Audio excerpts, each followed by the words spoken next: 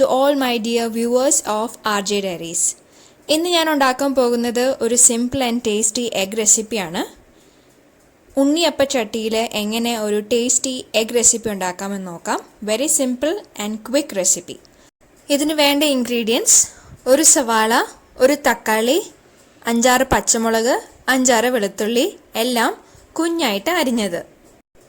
ഇനി ഒരു ബൗൾ എടുക്കുക, മുട്ട പൊട്ടിച്ചൊഴിക്കുക. ഞാൻ 3 മുട്ടയാണ് എടുത്തേക്കുന്നത്. അതിനുശേഷം സവാള, തക്കാളി, പച്ചമുളക്, വെളുത്തുള്ളി ഇത്രയും ഇൻഗ്രീഡിയൻസ് മുട്ട പൊട്ടിച്ചൊഴിച്ചതിലേക്ക് മാറ്റുക. ഇതിലേക്ക് ആവശ്യത്തിന് ഉപ്പ് ഇടുക, 1/2 സ്പൂൺ പെപ്പർ, വേണമെങ്കിൽ ഒരു പിഞ്ച് മഞ്ഞൾപ്പൊടിയും കൂടി ചേർക്കാം.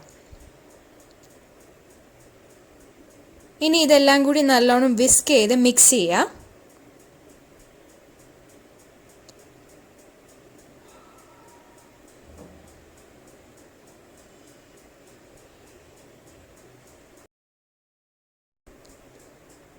ഇനി ഉണ്ണിയപ്പച്ചട്ടി എടുക്കുക, അത് ഓയിലോ ഗീ വെച്ചോ ഗ്രീസ് ചെയ്യുക.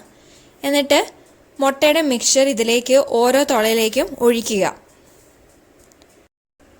1/4 ഭാഗം ഫില്ലാവുന്നവരെ ഒഴിച്ചാൽ മതി. അങ്ങനെ ഉണ്ണിയപ്പച്ചട്ടിയിലെ എല്ലാ തുളയിലേക്കും മുട്ടയുടെ മിക്സ്ചർ ഒഴിച്ചു വെക്കുക.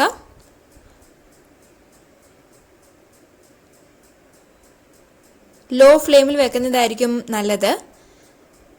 ഒരു ഭാഗം കുക്കാവുന്നവരെ അങ്ങനെ തന്നെ വെക്കുക.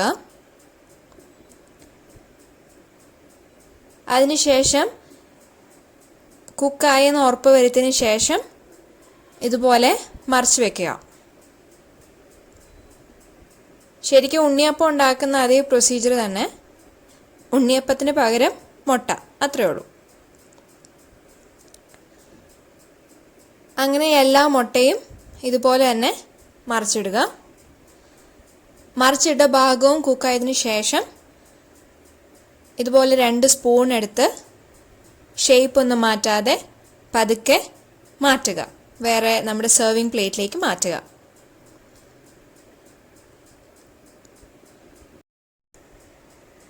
അങ്ങനെ നമ്മുടെ simple and quick egg recipe റെഡിയായി. This is very tasty. ചായയുടെ കൂടെയും അല്ലാതെയും ഒരു സ്നാക്ക് പോലെ കഴിക്കാവുന്ന ഒരു റെസിപ്പിയാണ്. എല്ലാവരും ഇത് വീട്ടിൽ ട്രൈ ചെയ്യുക. എല്ലാവർക്കും ഉറപ്പായിട്ട് ഇഷ്ടമാവും. കൂടുതൽ ടേസ്റ്റി റെസിപ്പീസായിട്ട് ഞാൻ വീണ്ടും വരുന്നതായിരിക്കും.